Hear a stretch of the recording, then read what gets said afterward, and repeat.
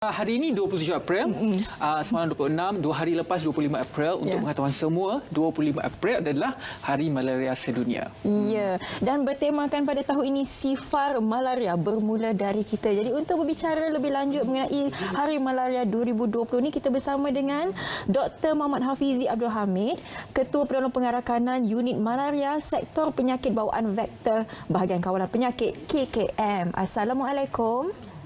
Waalaikumsalam. Sihat hari ini, Doktor? Ya, saya. Okey. Baik. Doktor, 2 hari lepas kita sambut Hari Malaria Sedunia dan insya-Allah kita telah pun sifar malaria sejak tahun 2018 dan kita mahu lagi 2 tahun untuk kita sifar malaria untuk kita dapatkan pensijilan eliminasi malaria daripada WHO 2021. Jadi apakah langkah yang diambil untuk kita memastikan apa yang kita mahukan ini kita dapat? Okey, terima kasih Rizwan. Mungkin sebelum saya menerangkan tentang bagaimana untuk kita pastikan Malaysia mencapai eliminasi malaria ni, mungkin saya boleh kongsikan sedikit latar belakang Hari Malaria Sedunia ni yang mana Hari Malaria Sedunia ini merupakan sambutan di peringkat global yang dipelopori oleh pihak WHO, yang mana sasarannya lah untuk memastikan bahawa negara-negara yang terlibat memastikan supaya kita dapat mengurangi penyakit malaria ini. Yang mana kita nak memastikan bahawa setiap individu dalam masyarakat, pihak kerajaan dan juga swasta dapat menggabling tenaga bersama-sama untuk memastikan kita dapat mencapai eliminasi malaria. Dari segi eliminasi malaria ni, pelbagai pihak di Malaysia, bukan sahaja KKM, kita memerlukan kerjasama setiap individu dalam masyarakat, pihak institusi pendidikan dan juga pelbagai agensi, termasuk agensi-agensi kerajaan dan juga agensi-agensi swasta, serta pemain-pemain ekonomi, kerana mereka juga akan terlibat secara langsung dengan kes malaria ni. Doktor, sekarang ni negara kita mengalami pandemik COVID-19 ni. Jadi sebenarnya ini sedikit mengganggu sistem kementerian sendiri untuk menjaga keselamatan rakyat kita daripada malaria ini. Mungkin doktor boleh kongsikan sedikit apa sebenarnya langkah-langkah yang diambil oleh KKM bagi mengatasi masalah malaria ini dan memastikan kita sentiasa sifar daripada malaria.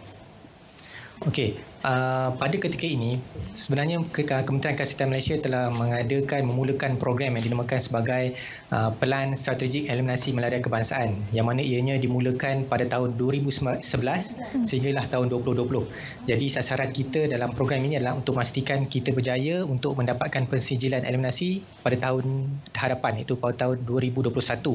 Yang mana sasaran kita nak pastikan Malaysia boleh berjaya mencapai atau mengekalkan sifar malaria manusia untuk 3 tahun berturut-turut sebelum kita memohon untuk mendapat persijilan daripada pihak WHO. Okey, dalam program ini, apa pihak Kementerian Kesihatan telah lakukan adalah kita telah membuat beberapa strategi lah, yang mana antaranya adalah strategi untuk pencegahan jangkitan malaria ataupun kawalan malaria dari segi kawalan vektor. Yang mana bagi kawasan-kawasan yang bermasalah malaria ni, kita akan menggunakan beberapa approach. Sebagai contoh, kita mengedarkan kelambu berubat dan juga kita buat semburan racun di dinding rumah-rumah penduduk lah. Dan di samping itu, kita juga menjalankan aktiviti pendidikan kesihatan untuk memberi maklumat kepada para penduduk yang terlibat di kawasan-kawasan bermasalah malaria untuk mengambil tindakan yang perlu bagaimana untuk mencegah dan seterusnya kita dapat mengawal jangkitan malaria. Doktor, seperti yang mana kita faham, kita sifar malaria dari aspek jangkitan antara sesama manusia, tetapi kes jangkitan melalui zoonotik dan juga kes import masih lagi berlaku di Malaysia. Apakah langkah yang diambil untuk kita mengurangkan kes-kes daripada punca ini berlaku? Okay. Betul Rizwan. Seperti mana statistik KKM sekarang, sememangnya kita telah pun sifar human malaria indigenous, maknanya jangkitan yang berlaku di dalam negara yang melibatkan malaria manusia telah berjaya kita capai sifar untuk 2 tahun berturut-turut, iaitu pada tahun 2018 dan juga 2019. So untuk tahun ketiga kita perlu kekalkan, itu pada tahun 2020. Dan kita juga, pihak KKM kita telah mengambil langkah untuk memastikan kita juga boleh menangani penyakit malaria zoonotik. Kerana apa? Mengikut data statistik tahun lepas, hampir 82% kes di Malaysia yang masih dilakukan adalah melibatkan kes-kes malaria zoonotik. Jadi apa yang kerajaan lakukan sekarang adalah kita menumpukan kepada kumpulan-kumpulan berisiko yang boleh mendapat jangkitan malaria zoonotik ini.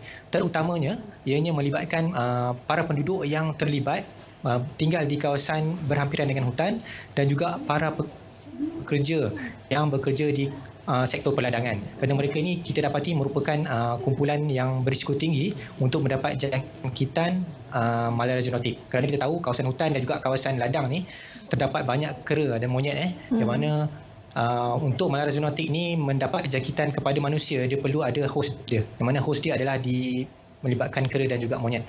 Jadi bila ada interaksi antara manusia dengan monyet, jadi risiko tu makin tinggilah untuk mendapat jangkitan malaria zoonotik. Baik Doktor, sempena sambutan Hari Malaria Sedunia 2020 ini, mungkin Doktor boleh berikan kata-kata nasihat kepada mereka yang di luar sana agar sentiasa menjaga kebersihan supaya sifar ini dapat dikekalkan sehingga bila-bila sebenarnya. Silakan Doktor.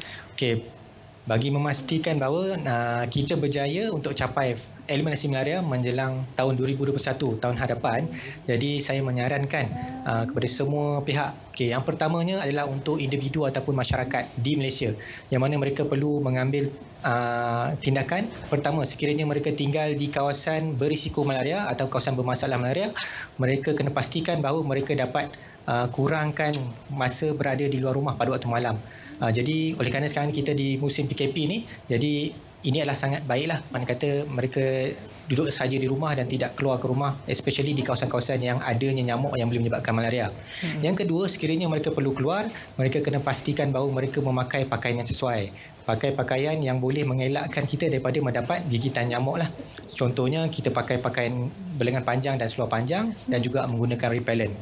Okay, yang kedua adalah bagi para pekerja yang mana sekiranya mereka perlu bekerja sewaktu PKP ini, mana kata ada kebenaran untuk bekerja, especially mereka yang bekerja di kawasan ladang.